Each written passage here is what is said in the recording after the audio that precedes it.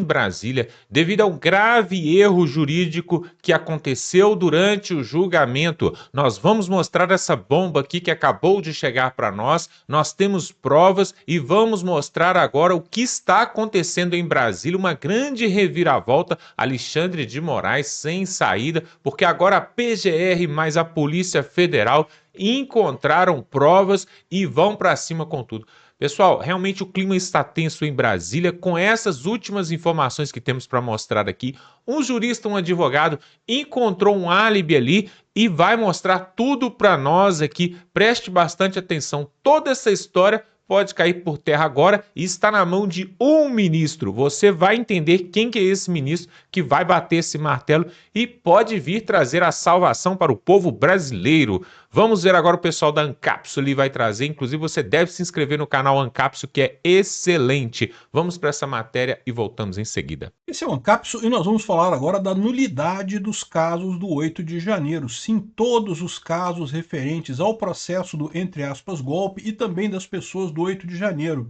O advogado Silvio Kuroda explica por que são todos os processos nulos de pleno direito, devido à violação do promotor natural. Vamos entender o que é isso daqui e por que isso aconteceu. E é documentado, né? Evidentemente é documentado, está claramente documentado ali. Isso abre uma brecha extremamente interessante caso os outros ministros do STF queiram resolver o problema do Alexandre de Moraes. É uma maneira de anular o processo inteiro de forma muito simples, com um embasamento claro, um embasamento óbvio. Vamos entender esse caso aqui? Pois bem, se trata de mais uma investigação muito bem feita pelo David Agape, que tem feito um trabalho de investigação muito bacana. Recomendo muito que você compre a assinatura da investigação, que é o blog dele, né, que ele bota as informações aqui, vale muito a pena mesmo, né? Eu vou dar uma visão geral do que ele está falando aqui, mas é lógico, para você ver todos os detalhes, você vai ter que ir no site dele. E o que ele está falando basicamente? Ele fez uma entrevista com o Silvio Kuroda, que é um advogado de algumas das pessoas do 8 de janeiro, né?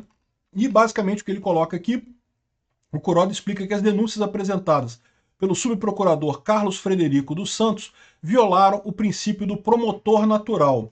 A regra do juiz natural todo mundo sabe qual é, mas o promotor natural também é uma regra reconhecida na doutrina do direito, tá? Ela está implicada aqui no artigo 5º da Constituição, no inciso 53. Ninguém será processado nem sentenciado senão por autoridade competente. Repara que fala claramente autoridade competente. Processado nem sentenciado, ou seja, está falando de promotor e juiz. O juiz natural é um termo mais conhecido, né? É aquela ideia de que você não pode escolher qual juiz que vai te julgar. As regras do direito brasileiro dizem que se você entrar com uma ação qualquer contra alguém, o juiz vai ser sorteado de acordo com uma regra definida. Pode ser sorteio, pode ser prevenção, tem uma regra específica para isso. O ponto é que você não pode escolher quem é que vai fazer, quem é que vai ser escolhido para julgar o caso. Como vocês bem lembram, um problema que teve do juiz natural no Brasil foi justamente o caso do inquérito das fake news, que foi aberto em 2019 pelo presidente, então presidente do STF, o Toffoli, em que ele designou o Alexandre de Moraes como o responsável por esse processo. Isso não é o que diz o juiz natural. O juiz natural indica que teria que ter havido um sorteio entre os ministros do STF para ver quem pegaria esse processo, quem seria o relator desse processo. No momento que você escolheu o juiz do seu processo, você está fraudando o processo. Não é um processo, um devido processo legal, né? O motivo disso é óbvio, porque se uma parte pode escolher qual é o juiz que vai julgar ela, evidentemente ela vai escolher um juiz que seja mais favorável ao lado dela, ou né, piore para outra parte. Então você já tem aí na criação do processo um vício de origem, que é esse vício do juiz natural, do problema do juiz natural nesse caso. Só uma curiosidade, tá? Na ética libertária, vocês sabem, isso é substituído pelo amplo acordo entre as partes. Então, não existe o processo, não existe a garantia do juiz natural na ética libertária, no direito privado. O que acontece nesse caso é que ambas as partes escolhem o juiz que vai julgar o caso, e com isso você tem também a garantia de que você não vai ter uma parte, não vai ter um juiz que é favorável a um dos lados, né? É uma das maneiras de você resolver isso num sistema anarcocapitalista. trabalhista. Os demais controles todos que você tem, o devido processo legal, vocês sabem, né? O devido processo legal é um conjunto de controles que você tem para minimizar erros em processos, né? A atividade jurisdicional de você dizer quem é que está certo, quem é que está errado, é uma atividade que existe desde os primórdios da humanidade. Vocês sabem, Salomão, o rei Salomão, era um juiz muito ponderado, né, muito sábio e coisa e tal. Tá lá na Bíblia esse negócio, né, no Velho Testamento, coisa antiga pra caramba.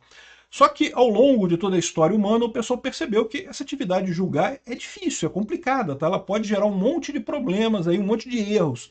E o devido processo legal é justamente um conjunto de controles que você tem para evitar erros, evitar que o juiz decida errado. Não é uma garantia, não é que se tem o devido processo legal vai sempre o julgamento ser correto, não é isso.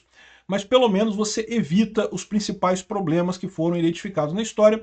É uma série de requerimentos, a ampla defesa, o contraditório, o direito a uma segunda instância, uma segunda jurisdição. Enfim, tem uma série de passos que você define, uma série de controles que você coloca para evitar erros no processo. Um desses controles é o juiz natural. E também o promotor natural. Porque lembra, o promotor é o cara que vai acusar numa ação penal, né? Então, numa ação penal, o promotor é o cara, digamos, o cara que quer condenar, é o cara que quer botar a pessoa na cadeia. E, do outro lado, você tem o advogado de defesa. O advogado de defesa é escolhido pela pessoa que está sendo acusada, pelo acusado no caso. O promotor não pode ser escolhido por ninguém. E, evidentemente, da mesma forma que existem juízes melhores e juízes piores, também existem promotores melhores e promotores piores. Tá? Isso, lógico, eu quero dizer no sentido da sua ação.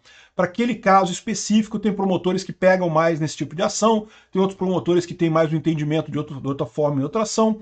Então, dependendo da ação, você tem coisas diferentes aí, né? Então, o princípio do promotor natural é um princípio importante também dentro do devido processo legal aqui na justiça brasileira. E está aqui na Constituição, inciso 53, ninguém será processado, que é o caso do... Aqui, ó, ninguém será processado, ou seja, é o promotor, e nem sentenciado o juiz, senão pela autoridade competente. Ou seja, se você determinar que a pessoa que apresentou a denúncia pelo Ministério Público ela não é o promotor natural num caso, o caso é nulo de pleno direito. Nulo, completamente nulo, nada se produz dele, né? Nessa entrevista exclusiva para a investigação, Kuroda explica as denúncias apresentadas pelo subprocurador Carlos Frederico dos Santos violaram o princípio do promotor natural. A regra que garante que todo acusado seja processado por um promotor com atribuições previamente definidas em lei e não por alguém designado para um caso específico. Essa atribuição cabia à então vice-procuradora-geral da República, a Lindora Araújo. A Lindora Araújo, vocês sabem, ela tomou várias decisões, inclusive ela foi uma das promotoras que brigou contra o inquérito das fake news, teve uma série de problemas com Alexandre de Moraes, e ela nunca abriu mão dessa função. Por isso, segundo Kuroda, as denúncias de Carlos Frederico não têm validade. Ele cita portarias publicadas no Diário Oficial, aí tem imagens aqui no coisa, que mantinham Lindora como titular das ações no STF e apenas criavam um grupo de apoio coordenado por Carlos Frederico, sem lhe conferir poder para oferecer denúncias. Ao ignorar esse limite, o STF abriu espaço para um tribunal de exceção, no qual promotores e juízes são escolhidos a dedo. O Alexandre de Moraes foi escolhido pelo Toffoli, né, porque tudo isso daqui, o que acontece? Existe uma regra do direito que é, se você já está analisando um caso, então você é prevento daquele caso, ou seja, você vai ser chamado para tudo que tem derivado daquele caso. E o Alexandre de Moraes foi escolhido para o inquérito do golpe, coisa e tal, por prevenção, porque ele já vinha desde a época do inquérito das fake news, sendo prevento nisso, e no inquérito das fake news, como é que foi essa escolha original dele? Não foi por sorteio, foi porque o Toffoli indicou. Então, o Alexandre de Moraes, ele já está violando o devido processo legal nesse caso, e também o fato de que o Frederico, né, o Carlos Frederico, indicou essa ação, também violaria esse princípio do promotor natural. O afastamento de Lindora prossegue surge como uma manobra, em tese inconstitucional. Ela já havia se posicionado contra investigações de cunho político e entrou em choque com Alexandre de Moraes em diversas ocasiões, defendendo suas prerrogativas. Tentou encerrar o chamado inquérito das fake news, e isso é verdade, eu lembro, eu fiz vídeo sobre isso, ela pedindo para encerrar o inquérito, Porque, de novo, é o que eu falo para vocês, todo mundo sabe, inquérito que não acaba nunca é inquérito de ditadura, não tem esse negócio não. Em parecer revelado pela Folha de São Paulo em agosto de 2024, classificou como inconstitucional o uso da Assessoria Especial de Enfrentamento à Desinformação, a EED, o órgão do Eduardo Tagliaferro lá no TSE, que era responsável por descobrir se tinha verdade ou mentira nas coisas, né? Que passou a atuar como polícia investigativa, foi o que aconteceu de fato. O documento pedia anulação das medidas baseadas nos relatórios da EED e advertia que o Judiciário não pode investigar crimes de ofício. Por quê? Porque isso é atribuição do Ministério Público, né? Ou seja, a briga aqui é entre Ministério Público e Justiça. O Alexandre de Moraes não só está tomando conta do STF, né, querendo mandar em todo mundo do STF, como também está diminuindo o poder do Ministério Público. É típico de ditadores isso daí. O cara quer poder, poder e poder. E se alguém não parar esse cara, ele vai chegar à situação do Stalin, né? O Stalin na União Soviética também, ele tinha um cargo lá de secretário do partido, não sei o que lá, mas a verdade é que ele não deveria ser ele que mandava em tudo. Mas no final das contas era ele que mandava em tudo. E por quê? Porque todo mundo ficava quieto, todo mundo tinha medo do Stalin, ele tinha um mecanismo de repressão enorme lá no coisa, mandava matar milhares de pessoas por dia só por esporte, para qualquer pessoa que fosse contrária a ele morrer, e ele mandava aviso para os outros, então ele mandava em tudo. É mais ou menos o que o Alexandre de Moraes está se tornando aqui no Brasil, né? Aqui, ó. Apesar do afastamento informal da vice-procuradora, ou seja, foi criado esse grupo para investigar o 8 de janeiro, a prerrogativa de apresentar a denúncia era dela. Caminho para o qual o então procurador-geral, o Augusto Aras, colocasse Carlos Frederico à frente da força-tarefa do dia 8 de janeiro, essa designação, no entanto, não conferia poder legal de apresentar denúncias. Mesmo assim, ele se tornou o rosto público da acusação e, como resultado, chegou a figurar na lista tríplice do STJ. Em 10 de julho de 2025, porém, o presidente Lula nomeou a Maria Marluce Caldas Bezerra, promotora estadual de Alagoas, para a vaga. Ou seja, o cara ainda se ferrou, ele achava que ia pegar a vaguinha no STJ, o promotor ia entrar no STJ, mas foi escolhida outra pessoa, né? Então, ele ressalta aqui que o fato de ter havido essa nulidade, isso anula tudo, tá? A entrevista é muito interessante, tem muito mais coisa aqui, tá? Ele explicando todos os detalhes, como é que funcionou, que ele já pediu essa nulidade desse processo no STF, mas o Alexandre de Moraes simplesmente anula, simplesmente ignora. Ou seja, falta isso chegar numa... Aqui tem as imagens todas aqui da criação do grupo, que não afasta a Lindora Araújo, ou seja, falta o resto do plenário do STF julgar esse caso e decidir essa coisa. E aí que eu falo para vocês, olha a oportunidade que tem o STF. Lembra que eu falei para vocês que essa era uma das alternativas que o STF tinha? Ah, faltou um carimbo aqui, faltou uma regra qualquer aqui, a gente pega um negócio aqui que está errado e anula o processo do Bolsonaro e do pessoal do 8 de janeiro, anula a porra toda. Pronto, tá dado o caso de nulidade aqui. É só alguém no STF com coragem. André Mendonça, tô falando de você. Pois é, agora você vai ver uma outra parte dessa matéria que é o Deltan Dallagnol vai trazer. Aquele procurador de justiça ali que colocou o Lula ali na cadeia. Olha só, tem uma situação entre a PGR, a Polícia Federal, e o Moraes, que agora ele ficou sem saída. O que ele vai fazer? Vejam só, pessoal, o Deltan Dallagnol vai mostrar, realmente, parece que o togado, o ditador da toca, agora não tem saída frente a essas acusações e a essas denúncias aqui que aparecem na PGR e na Polícia Federal. Confira.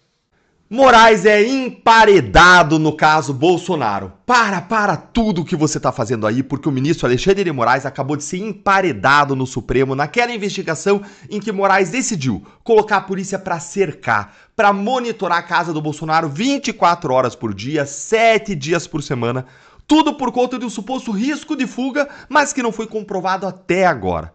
Você lembra que depois de ele decidir pela vigilância ininterrupta e ilegal contra Bolsonaro, aí veio o diretor-geral lulista da Polícia Federal, o Andrei Rodrigues, e ele pediu isso aí, ó. Ele pediu ao ministro Alexandre de Moraes que os policiais façam isso, esse monitoramento, dentro da casa do Bolsonaro, praticamente morando com ele. Você lembra disso? Esse aqui é o pedido dele, ó. O pedido que ele encaminhou lá pro Supremo Tribunal Federal. Um pedido absurdo. Pois é. Moraes deu um prazo para a PGR se manifestar e ela se manifestou e o parecer do PGR, Procurador-Geral da República, Paulo Gonet, chegou. E adivinha? Olha só, gente, essa aqui vai surpreender vocês. Ele foi contra o pedido da Polícia Federal e contra colocar agentes da Polícia Federal dentro da casa do Bolsonaro. Gente, um sopro de bom senso, pelo menos um sopro de bom senso nós tivemos nesse caso, né? Apesar de a PGR estar totalmente errada em primeiro lugar em ter dado um parecer favorável a esse cerco policial em torno da casa do Bolsonaro, que foi na verdade um pedido não da Polícia Federal, mas um pedido de um opositor político do Bolsonaro. Foi um pedido do deputado Lindbergh Farias, líder do PT na Câmara, também conhecido como Lindinho das planilhas da Odebrecht. E falando em lindinho, deixa eu te fazer uma pergunta. O que você achou aqui do meu novo corte de cabelo? Tá lindinho ou não tá? E deixa eu fazer essa pergunta para descontrair, porque a gente fala toda hora de tensão, gente. Toda hora coisa ruim, não é? E a gente tem que descontrair.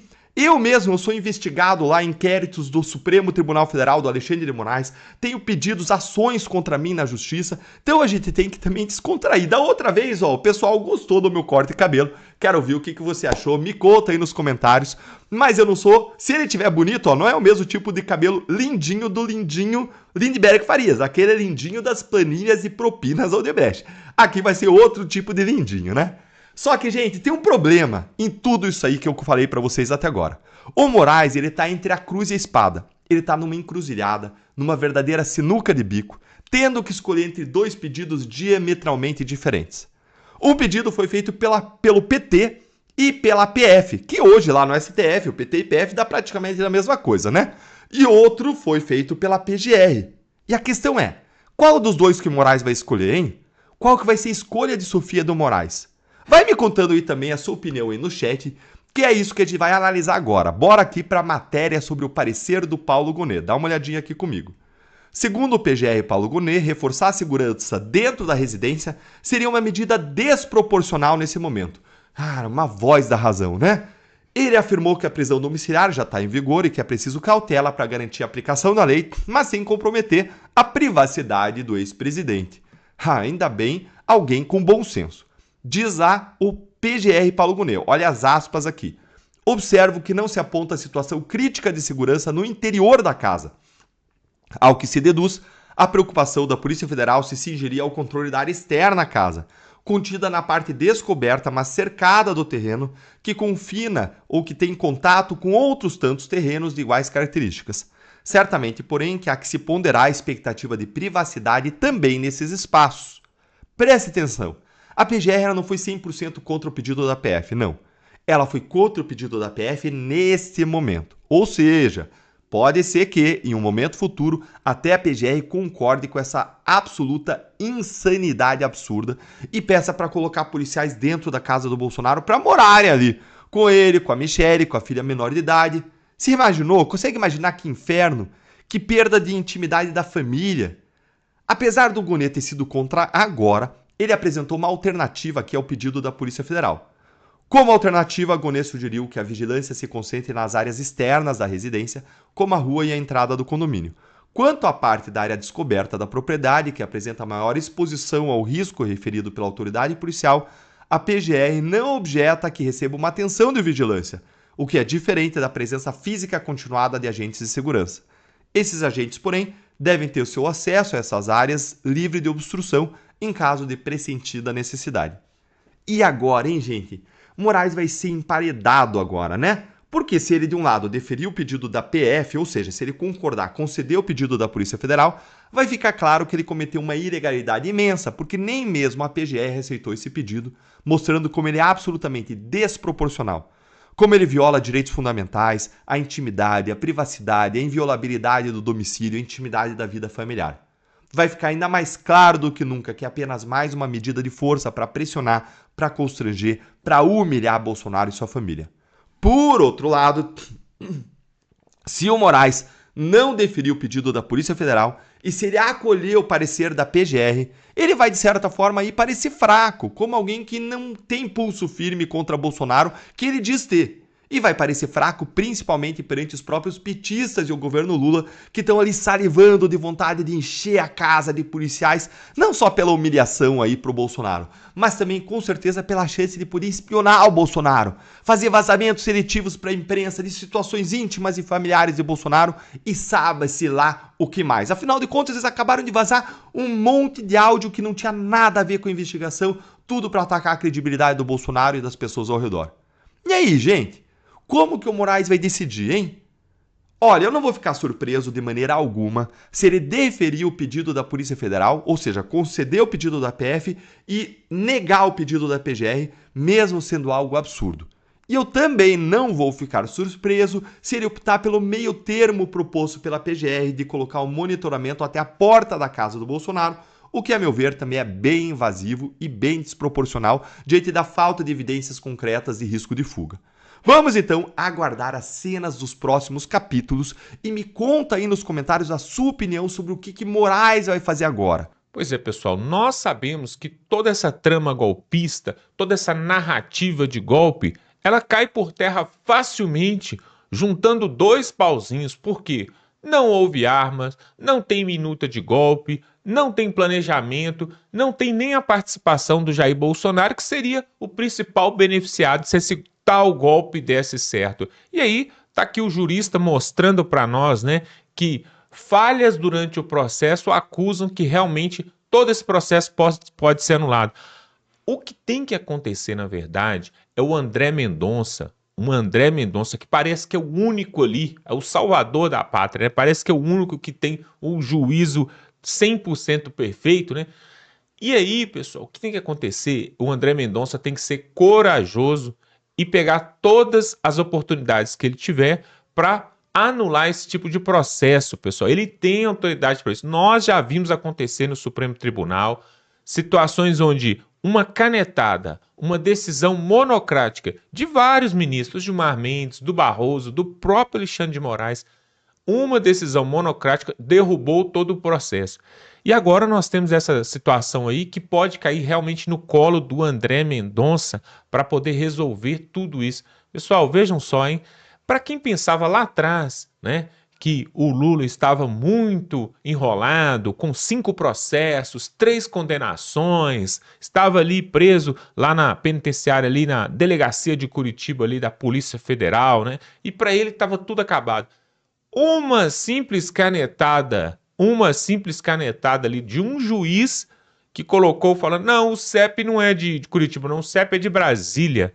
E aí mudou todas as coisas. Uma simples canetada de um juiz mudou tudo e levou o Lula à presidência do Brasil pouco tempo depois. É por isso que eu estou falando, pessoal. O André Mendonça pode, ele tem esse poder de acordo com a Constituição, com a lei, com as regras e com essas brechas que nós acabamos de mostrar aqui, ele pode sim ser ali, né, o salvador da pátria, né? Quem diria que o Jair Bolsonaro, que na minha opinião, pessoal, fez várias escolhas erradas, né, de ministros, escolhas erradas para apoiar, por exemplo, o líder ali, o presidente da Câmara, o presidente do Senado, escolhas erradas, por exemplo, fazendo algumas alianças ali em Brasília, mas teve uma escolha que ele fez certo, que foi a do André Mendonça, que salvou a pátria. Até do Cássio Nunes nós temos dúvida, né? Até do Cássio Nunes nós temos dúvida, mas a do André Mendonça realmente ele não tem deixado a desejar e tem sido o único que tem se contraposto ali às arbitrariedades e os ativismos que têm acontecido ali em Brasília, né? Vamos torcer para que isso aconteça, pessoal, para que realmente possamos ter uma notícia boa nos próximos dias, nas próximas semanas. Agora, em setembro, está marcado já o julgamento do Jair Bolsonaro, né? E eles não querem nem pensar em anistia, porque senão iria abranger o Jair Bolsonaro. Mas essa brecha na lei dá sim um fôlego, né? Um fôlego. E se os advogados usarem isso, e principalmente o juiz que tem a caneta na mão ali, pode cair no colo do André Mendonça, isso pode trazer benefício para a população brasileira. E eu quero que você coloque aqui nos comentários. O que você acha de toda essa situação, pessoal? Coloque aqui agora, eu quero saber a sua opinião. Jair Bolsonaro vai ser condenado nesse julgamento agora em setembro?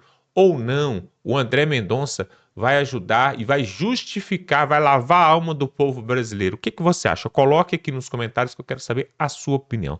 Aproveite também para se inscrever nesse canal, pessoal. Aqui é um canal de direita, conservador, com princípios cristãos. Você vai ficar muito bem informado. Nós temos várias matérias e vídeos aqui com furos, com denúncias que você não vê em lugar nenhum e nós trazemos aqui diariamente. Então, se inscreva agora, é totalmente gratuito, não leva nem 3 segundos. Faz o teste aí que você vai ver. Aliás, muitas pessoas também nos assistem aqui todos os dias e ainda não se inscreveu. Isso é um pecado, pessoal. Se inscreva aqui para ficar bem informado e você vai estar nos ajudando. E nos ajudando, você vai estar ajudando o Brasil, porque aqui nós somos um canal patriota, tá bom? Vamos ficando por aqui e até a próxima.